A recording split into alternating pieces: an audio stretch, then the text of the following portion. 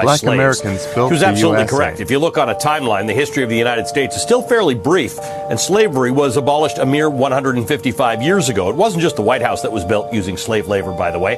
The building that serves as our country's political center, the United States Capitol, was built and rebuilt using slave labor after its sacking in the War of 1812. Although most northern states had abolished slavery by 1804, it's had its fair share of symbols erected using slave labor. If you're familiar with the Trinity Church in New York's financial district, you may not know that the clergy rented enslaved people to build its iconic spires, as well as the wall that used to snake down what we now know as Wall Street. Many of our forefathers were enslavers. Thomas Jefferson's entire property in Charlottesville, Virginia, Monticello, was built and run by enslaved people. Enslaved people also helped build our intellectual centers. Georgetown University, one of the country's oldest colleges, built most of its campuses after the sale of 272 enslaved people in the 1830s. Many schools with storied histories were built in part by enslaved people, including Harvard University's Law School and the University of North Carolina, Chapel Hill.